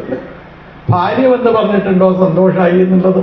നിങ്ങളെപ്പോലൊരു ഭർത്താവിനെ എനിക്ക് കിട്ടിയില്ലേ ഭഗവാന്, എത്ര നന്നായി, എനിക്ക് എന്തൊരു സന്തോഷം, എന്തൊരു സന്തോഷം, ഇതിനും വേറെ ഒന്നും വേണ്ട കേട്ടോ. അപ്പൊ തുഷ്ടോഹം ഇങ്ങനെ ആ സൗഹാർദ്ദം കൊണ്ട്. അപ്പൊ സൗഹാർദ്ദം ഉണ്ടാവണം വെച്ചാൽ എന്ത് വേണം? പരസ്പര സ്നേഹം എല്ലാവരിലും ഉണ്ടാവണമെന്നുണ്ടെങ്കിൽ യോനുസ്മരതി സന്ധ്യായാം, രണ്ട് സന്ധ്യാസമയത്ത് നമ്മൾ എന്ത് വേണം? എല്ലാവരും കൂടി ഒരുമിച്ചിരുന്ന്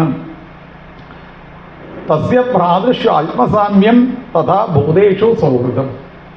സന്ധ്യാസമയത്ത് വീട്ടിലുള്ള എല്ലാവരും കൂടി ഒരുമിച്ചിരുന്ന് പൂജാമുറിയിൽ ഇരുന്ന് ഭഗവാനെ സ്തുതിക്കുമ്പോഴാണ് അവർക്ക് സന്തോഷം ഉണ്ടാവുന്നത്.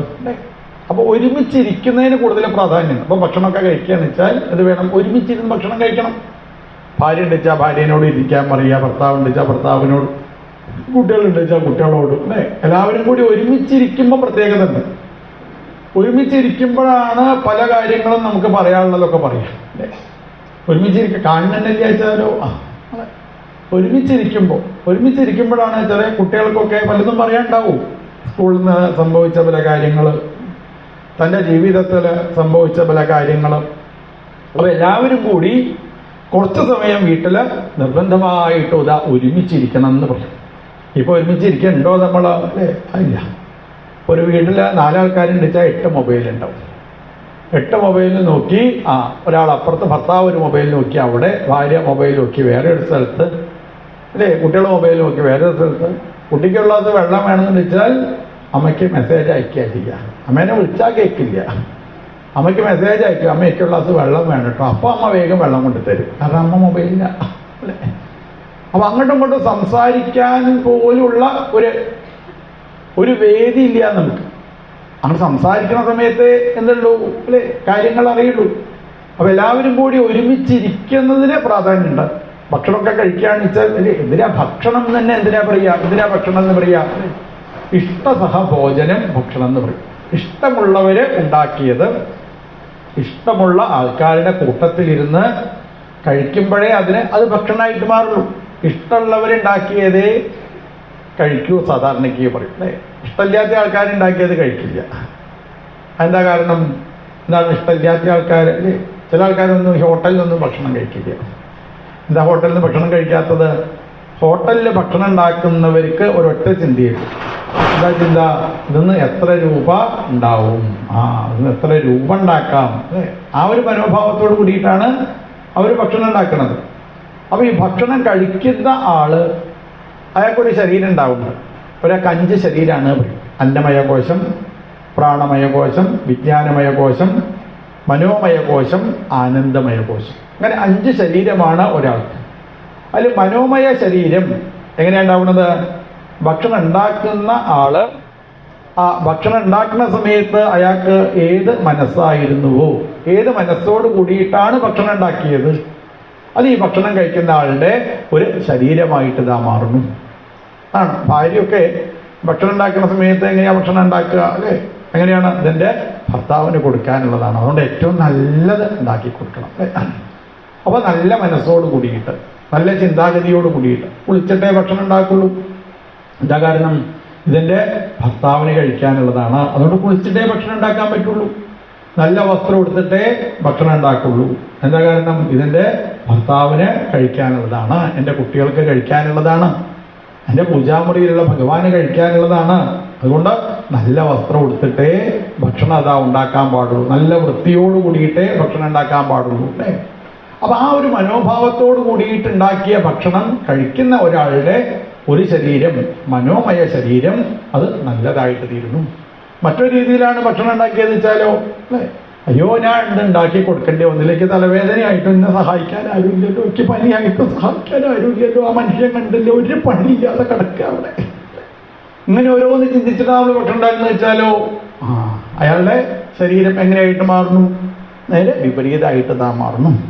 അതുകൊണ്ട് സസ്യപ്രാദൃശ ആത്മസാമ്യം, നല്ല സ്നേഹ മനോഭാവത്തോട് കൂടിയിട്ട് എല്ലാവരിലും സ്നേഹം. എങ്ങനെ? ഭൂതേഷു സൗഹൃദം. തൻ്റെ വീട്ടിലുള്ള ആൾക്കാരോട് മാത്രം പോരാത്ര, വീട്ടിലേക്ക് കയറി വരുന്ന കുറേ ഭൂതജാലങ്ങളുണ്ട്. പക്ഷികൾ, മൃഗങ്ങൾ ഒക്കെ അങ്ങനെ കയറി വരും. അതൊക്കെ കയറി വരുന്നതിന് കാരണം എന്താ? അത് കിട്ടാൻ വേണ്ടിയിട്ട് തന്നെയാണ് വരുന്നത്, അല്ലേ? ചിലപ്പോൾ വീടിൻ്റെ ഉള്ളിലൊക്കെ എഴയണ സാധനമൊക്കെ കയറി വരും. അല്ലെങ്കിൽ നമ്മൾ വീടിൻ്റെ മുറ്റത്തൊക്കെ ചിലപ്പോൾ കാണും. എന്താ കാരണം? അതിന് കിട്ടേണ്ട വെള്ളം കിട്ടിയില്ല, അത് തന്നെ. അപ്പോൾ അത് വീട്ടിലേക്ക് വന്നു കഴിഞ്ഞാൽ കുറച്ച് വെള്ളം കൊടുത്താൽ മതി. നമ്മൾ സാധാരണയ്ക്ക് പറയും കാവ് ശുദ്ധം മാറിയിട്ടുണ്ട്, അതുകൊണ്ടാണ് കയറി വരുന്നത് പറഞ്ഞ്, കാവിലേക്ക് കുറച്ച് വെള്ളം കുടിയുക. അതിനാണ് പുണ്യാൻ കുടിയാവുന്ന എന്തായിരുന്നു? വെള്ളം കുടിയുക. അതന്നെ. അതിന് വെള്ളം കിട്ടിക്കഴിഞ്ഞാൽ എന്തായി? അത് പിന്നെ പുറത്തേക്ക് വരില്ല, അല്ലേ? ഒരു ജീവിയും ആവശ്യമില്ലാതെ നമ്മളെ ഉപദ്രവിക്കില്ല പറയും. ഏതെങ്കിലും ജീവികൾ വന്ന് ഉപദ്രവിച്ചിട്ടുണ്ടോ നമ്മളെ? ഇല്ല.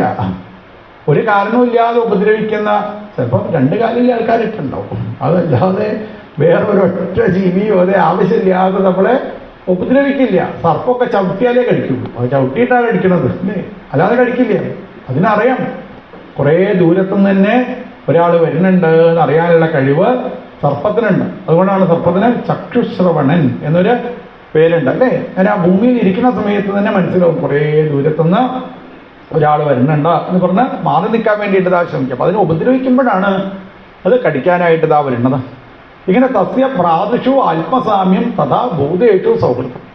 തൻ്റെ ഭ്രാതാക്കളോട്, തൻ്റെ സഹോദരന്മാരോടൊക്കെ ആർക്കാണോ സ്നേഹമുള്ളത്? ഇപ്പോൾ ആൾക്കാർ ആരോടാ ഏറ്റവും കൂടുതൽ ദേഷ്യം ഉള്ളത്? ആലോചിച്ച് പോലെ ആരോടാ ഏറ്റവും കൂടുതൽ ദേഷ്യം ഉള്ളത്? തൻ്റെ സഹോദരന്മാരോടും തൻ്റെ സഹോദരിമാരോടും ആ ദേഷ്യം ഉള്ളത്. മറ്റുള്ള ആൾക്കാരോടൊക്കെ എന്തൊരു സ്നേഹം അറിയില്ല. എപ്പോഴാ ദേഷ്യം വരിക കൂടുതൽ? വീട്ടിൽ ഭാഗം കഴിഞ്ഞാൽ പിന്നെ പറയും വേണ്ട, കുറച്ച് കൂടുതൽ അവിടെ കിട്ടി, കണ്ടില്ല, കുറച്ചധികം അയാളെടുത്തു ഇയാളെടുത്തു എന്നൊക്കെ പറഞ്ഞ് ഇത് സഹോദരനാണ് എന്നുള്ള ബോധം പോലും ഇല്ല. സഹോദരൻ എന്ന് പറയുന്ന എന്താ അർത്ഥം?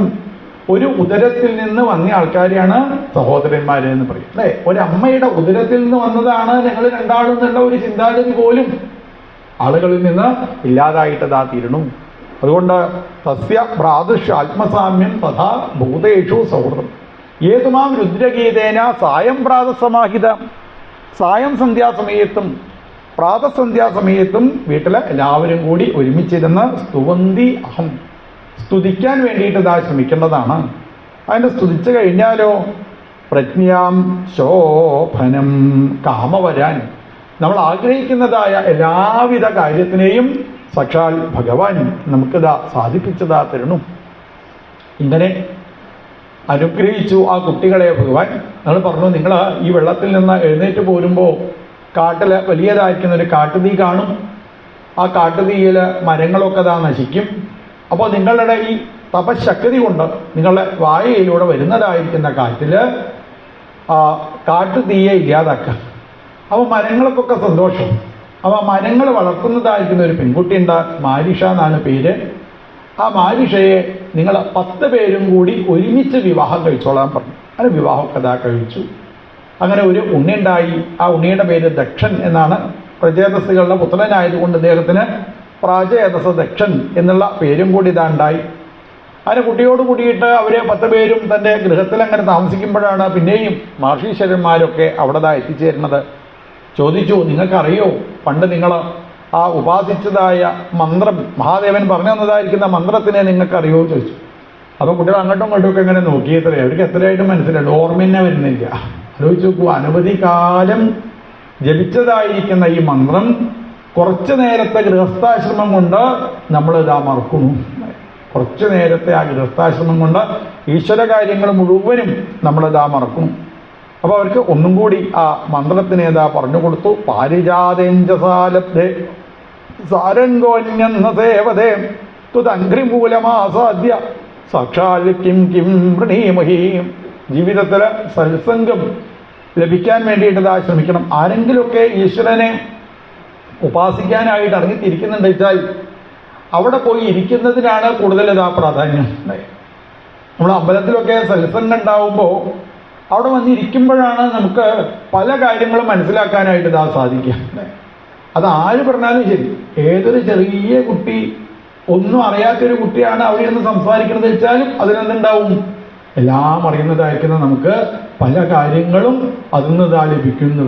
ആര് പറയണമെന്നുള്ളതിനല്ല പ്രാധാന്യം, ആ പറയുന്നതിനെ നമ്മൾ നന്നായിട്ട് ശ്രദ്ധിച്ച് അപഗ്രഥിച്ച് മനസ്സിലാക്കാൻ വേണ്ടിയിട്ട് ഇതാ ശ്രമിച്ചാൽ മതി. അതൊന്നും കുറേ കാര്യങ്ങൾ നമ്മളിലേക്ക് ഇതാ കിട്ടും. ഇങ്ങനെ സത്സംഗത്തിലേക്ക് ഇതാ എത്തിച്ചേരണം. സത്സംഗത്തിനാണ് കൂടുതൽ ഇതാ പ്രാധാന്യം. തുലയാമ ലവേനാഭി ന സ്വർഗം ന പുനർഭവം ഭഗവത് സംഘ്യസംഘസ്യ മർദ്യാനാം കിമുദാശിഷാം. തുലയാമ ലവേനാഭി, സത്സംഗത്തിനേക്കാൾ കൂടുതലായിട്ട് ഈ ലോകത്ത് വേറൊന്നുമില്ല.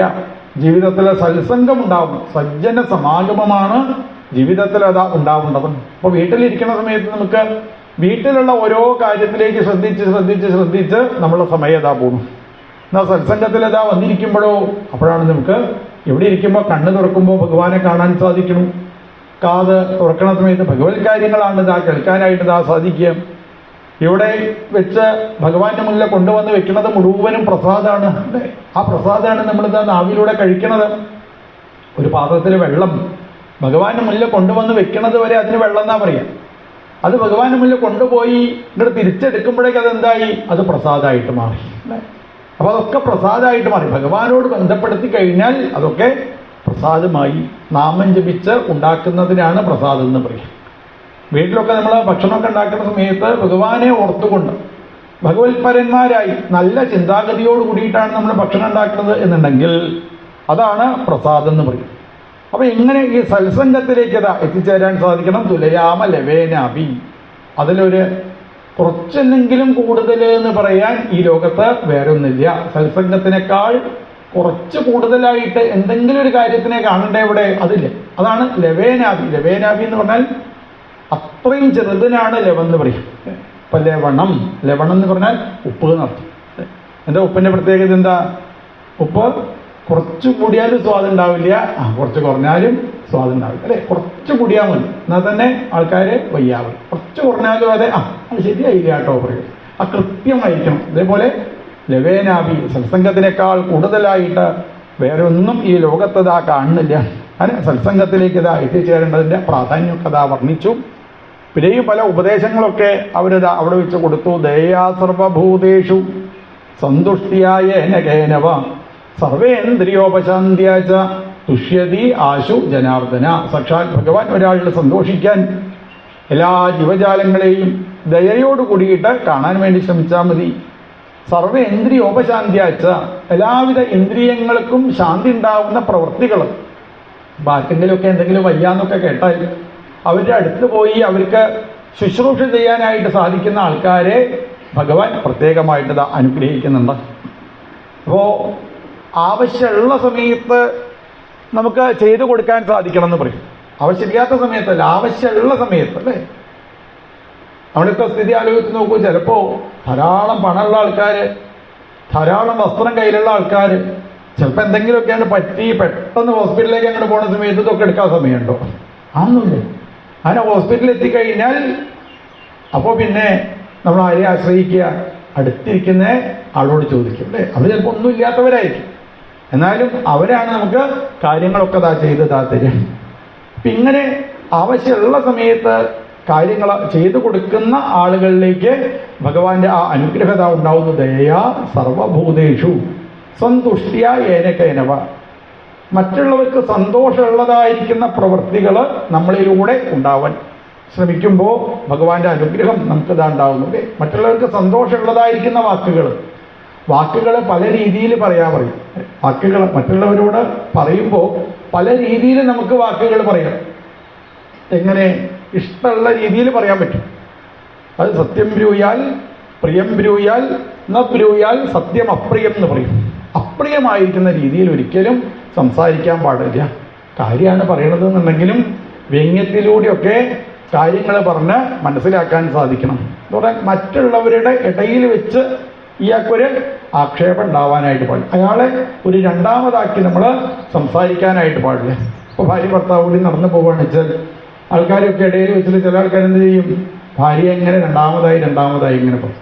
ഒരിക്കലും അവിടുന്ന് പറയാൻ പാടില്ല. അല്ലേ? എന്ത് വേണം? അവരെന്തെങ്കിലും ഇഷ്ടമില്ലാത്ത ചെയ്തു എന്നു വെച്ചാൽ മറ്റുള്ളവരെ ആൾക്കാരുടെ മുന്നിൽ വെച്ചല്ല പറയുക. നമ്മൾ വീട്ടിലെത്തിക്കഴിഞ്ഞാൽ അത് നീ ചെയ്തത് ശരിയായില്ല, അങ്ങനെയല്ല വേണ്ടത്. അത് ഭാര്യയ്ക്ക് ഭർത്താവിനോടും പറയാം, ഭർത്താവിന് ഭാര്യയോടും പറയുന്നത്. ആൾക്കാരുടെ ഇടയിൽ വെച്ചിട്ട് ഇങ്ങനെ ഒരാളെ രണ്ടാമതാക്കി സംസാരിക്കാനായിട്ട് പാടില്ല. പ്രിയം ബ്രൂയാൽ, പ്രിയമായ രീതിയിൽ വേണം സംസാരിക്കാൻ വേണ്ടിയിട്ട് ശ്രമിക്കുക, അല്ലേ? ഇഷ്ടമുള്ള രീതിയിൽ സംസാരിക്കാൻ വേണ്ടിയിട്ട് ശ്രമിക്കേണ്ടതാണ്. ഇങ്ങനെ സർവേന്ദ്രിയോപശാന്തിയാച്ച തുഷ്യതി ആശു ജനാർദ്ദന എന്ന് പറഞ്ഞാൽ അവരവരുടെ സ്വഭാവം കൊണ്ടാണ് ഭഗവാന്റെ അടുത്തുനിന്ന് നമുക്കിത് അനുഗ്രഹം ഉണ്ടാവുന്നത്. ശ്രിയം അനുചരതി, ഇങ്ങനെയുള്ള രീതിയിൽ നമ്മൾ ജീവിക്കാനായിട്ട് പുറപ്പെടുമ്പോൾ ശ്രിയം അനുചരതി, സാക്ഷാൽ ശ്രീഭഗവതി ഐശ്വര്യത്തിൻ്റെ ദേവതയായിരിക്കുന്ന മഹാലക്ഷ്മി അനുചരതി എന്ന് പറഞ്ഞാൽ നമ്മളെ പിന്നാലെ നമുക്ക് എല്ലാ സമയത്തും ഐശ്വര്യത്തിനെ പ്രദാനം ചെയ്യാൻ വേണ്ടി ആ ഭഗവതി നമ്മളെ കൂട്ടത്തിൽ വരുന്നുണ്ട്. യഥാതരോർമൂല നിഷേചനേന. ഇങ്ങനെ ഭഗവാൻ പറഞ്ഞ രീതിയിൽ ജീവിക്കുന്ന ആരെങ്കിലും ഒരാൾ ഒരു കുടുംബത്തിലുണ്ട് എന്നുണ്ടെങ്കിൽ തന്നെ അവരോട് ബന്ധപ്പെട്ടതായിരിക്കുന്ന ആളുകൾക്ക് മുഴുവനും ഭഗവാന്റെ അടുത്തുനിന്ന് അനുഗ്രഹം ഉണ്ടാവുന്നു. എങ്ങനെ? യഥാ തരോർമൂല നിഷേചനേന. ഒരു വലിയ മരത്തിൻ്റെ ചോട്ടിൽ വേരിൽ കുറച്ച് വെള്ളം ഒഴിക്കുന്നതോടുകൂടി ആ വേരിന് സന്തോഷമാവുന്നു, ആ മരത്തിന് സന്തോഷമാവുന്നു, അതിലുള്ള കൊമ്പുകൾക്ക് സന്തോഷമാവുന്നു. അതിലുള്ള ഇലകൾക്ക് സന്തോഷമാവുന്നു, അതിൽ വന്നിരിക്കുന്ന പക്ഷികൾക്ക് സന്തോഷമാവുന്നു, ആ മരത്തിലെ ചോട്ടിലുള്ള ഭൂമിക്ക് സന്തോഷമാവുന്നു, ആ മരത്തിലുണ്ടാവുന്ന കായ കഴിക്കാൻ വരുന്ന കുട്ടികൾക്ക് സന്തോഷമാവുന്നു. അല്ലേ? ഇപ്പൊ ഇത്രയും വലിയതായ ഒരു കാര്യത്തിന് നമ്മൾ എന്തേ ചെയ്തുള്ളൂ? കുറച്ച് വെള്ളം ആ മരത്തിലെ ചോട്ടില് കൊണ്ടുപോയിട്ട് ഇതാ ഒഴിച്ചു. അത് മാത്രമേ നമ്മൾ ചെയ്തുള്ളൂ. ഇതേപോലെ ഒരു കുടുംബത്തിലെ ആരെങ്കിലും ഒരാള് ഭഗവാനെ ഉപാസിക്കാനായിട്ട് ഇറങ്ങി തിരിക്കുന്നതോടുകൂടി അവർക്ക് മാത്രമല്ല ഭഗവാന്റെ അനുഗ്രഹം കിട്ടുന്നത് അവരുടെ അച്ഛന്, അവരുടെ അമ്മയ്ക്ക്, അവരോട് ബന്ധപ്പെട്ടതായിരിക്കും, ആ സജ്ജനത്തിനോട് ബന്ധപ്പെട്ടതായിരിക്കുന്ന എല്ലാവർക്കും സന്തോഷത്തിനെ, സമാധാനത്തിനെ ഭഗവാൻ പ്രദാനം ചെയ്യുന്നു. തദൈവ സർവാധികണമച്യുതേജ്യ. അതുകൊണ്ട് ഈ ഭഗവാനെ തന്നെയാണ് ഉപാസിക്കേണ്ടത്. ഈ ഭഗവാനെ തന്നെ ഉപാസിക്കണം. ഈശ്വരനെ ഉപാസിക്കുന്നതോടുകൂടി നമ്മൾ വിചാരിക്കാത്തതായ പല കാര്യങ്ങളും നമ്മളെ ജീവിതത്തിൽ ഇതാ സംഭവിക്കുന്നുണ്ട്. നാളെ സംഭവിക്കാൻ പോകുന്ന വലിയതായിരിക്കുന്ന പ്രശ്നങ്ങളെ നമ്മൾ അറിയണില്ല. നാളെ എന്തൊക്കെയാണ് ഉണ്ടാവുക എന്നുള്ളത് നമുക്കറിയില്ല. ഇന്ന് നമ്മൾ ഭഗവാൻ ഉപാസിക്കുന്നതോട് കൂടിയിട്ട് നാളെ സംഭവിക്കുന്ന വലിയ വലിയ പ്രയാസങ്ങളെ ഇന്ന് തന്നെ ഭഗവാൻ ഇല്ലാതാക്കുന്നത് നമ്മൾ അറിയണില്ല.